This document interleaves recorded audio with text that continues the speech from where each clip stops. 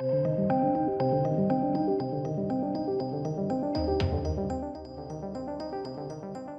ladies and gents. So, RUMOUR.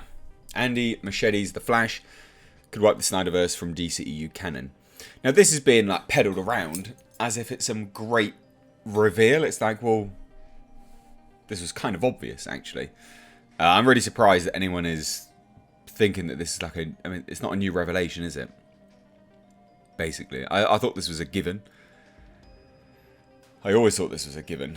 So let's take a look. This article is linked down below. Check it out along with me. We knew it was a risk when it was announced that Andy Muschetti's upcoming The Flash would utilise a version of Geoff Johns and Andy Kuberts' Flashpoint storyline. But now, a new rumour suggests Barry Allen's solo adventure could retcon or even erase Zack Snyder's established continuity from the overall DC Extended Universe. I'm fairly certain this was a given.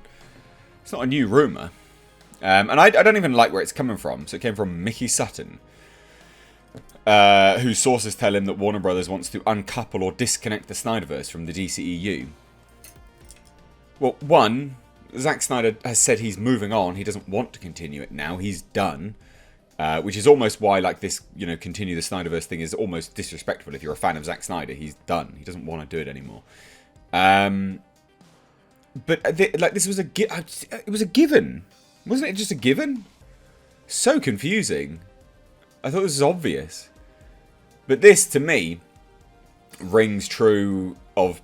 Like I've long said this anyway. It rings true of people jumping on SEO. So they go, right, Snyderverse is trending. People don't want it to end. Oh, The Flash could end the Snyderverse. Boom, mega views, basically. But I thought that this was something which had been discussed like a year ago.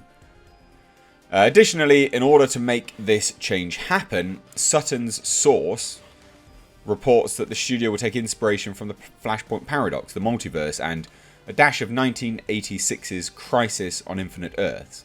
In Sutton's words, some worlds will perish, giving birth to a new DCEU, with some heroes making the ultimate sacrifice along the way. Again, I thought this was a given, because we'd already heard that Ben Affleck's Batman would be in it, and it would be a good send-off for him.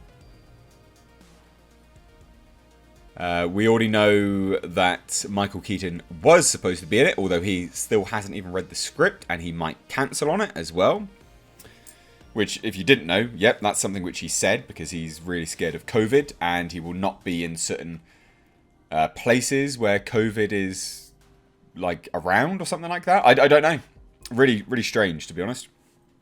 In the original Crisis, it was Barry Allen and Supergirl who met such a fate, but Andy Muschetti's may substitute Ben Affleck's Batman so that he takes one for the team. And again, they've already come out and said that, it'd be a good send-off for him. Now, obviously, a lot of people were like, oh, well, that's because, it's a good send-off because he didn't have his send-off in Justice League, or something like that. But there's, like, a two-pronged approach, isn't it? It's like, well, is it a send-off because he's dying? Well, yeah, it could be. Affleck is rumoured to be coming back to the role of the Cape Crusader, small cameo in The Flash, and if that's really the case, it's hard to see his Bat's death being meaningful the way it was supposed to be in the proposed Justice League 3. Regardless, he's a lingering issue for Warner Brothers as the studio wants to pass the torch to Robert Pattinson cinematically. His alleged scandals, should they be true, aside. The alleged scandals are so funny, honestly. It's like, oh yeah, like people are like, He's ruined Batman because he was banging Zoe Kravitz on the Batmobile. One, if he was doing that, pat him on the back, what a total lad. Secondly, he definitely wasn't doing that. That's such nonsense. Anyway, Sutton states that they want Pattinson to be the only Batman in the movies, even though Michael Keaton could be coming aboard The Flash. He's literally said he is not confirmed. Keaton isn't meant to spend a long time in the Cape and Cowl. If he does appear, it's been rumoured that he'll retire as Batman and stay on as the older Bruce Wayne to mentor new heroes. Batgirl and Terry McGinnis are rumoured to be on that list. I don't know whether I believe that either. Anyway, Snyder may be expatriating to Netflix for the time being, but Sutton noted that HBO Max wants to hold on to both Affleck and the Army of the Dead director for possible DC projects, such as Batman vs. Deathstroke movie, which is hinted at in the Snyder Cut. This all, to me, it honestly just reeks of SEO. Just capitalising on SEO, basically. People are searching for this. Let me just write an article about it. And not only that, like, this just seemed obvious anyway from the start. Like, Warner Brothers and DC have not known what they're doing with that property. They just haven't. And then they announced left, right, and centre. They're like, oh, Flash movie, whatever. Like, it's going to be, you know, be a Flashpoint. There you go. Like, of course it could have wiped stuff from... That's what everyone thought anyway. Especially when they started introducing Joker and the new Batman and things like this. Like, it's just a given. Anyway, just released on the streaming service, Zack Snyder's Justice League is drawing an audience. Despite this, and Sarnoff is primed to move on and consider it the conclusion to the Snyderverse canon, which is now an alternate universe. But so Zack Snyder. He said he's done. He said he's moving on. They are gladly keeping what they want. Jason Momoa is still Aquaman, Amber Heard is still Mirror, Ezra Miller is still The Flash, and Gal Gadot remains Wonder Woman. Her last movie isn't putting a damper on the third installment from Patty Jenkins, which it should, because it bombed and it wasn't particularly good, but whatever. However, the worlds of these characters won't be as connected. By keeping the multiverse free and fluid and ignoring Snyder's movies, Warner Brothers can do anything they want, which each individual member of the Justice League, with each individual member of the Justice League, as well as the upcoming depictions of Blue Beetle, Black Adam, and Supergirl. Black Adam might be the only thing that gets Henry Cavill to stay on with the rest of the pack, but only in that corner of the multiverse made possible by Dwayne Johnson, because The Rock wants Cavill. And I think Midnight's Edge, friends of the channel, did like a video on that as well.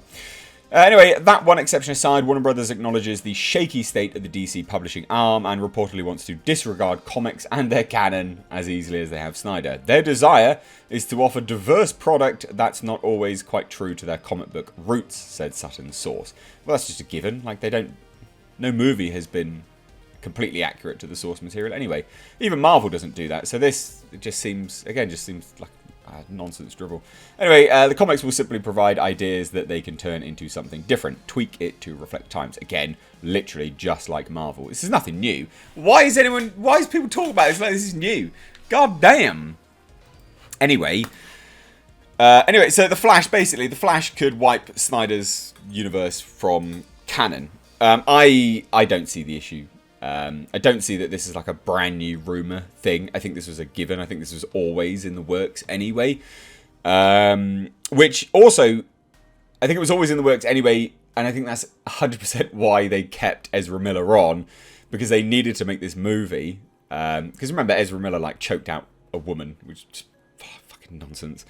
But they need to make this movie to obviously move away from, you know, the old canon, I guess. Even though I guess you could probably bring in a new one and be like, oh, surprise, I'm a new Flash from Earth, whatever. But anyway, what do you think? Let me know down below. If you're new here, do hit subscribe. Love to hear what you think. Thanks so much for watching. Take care.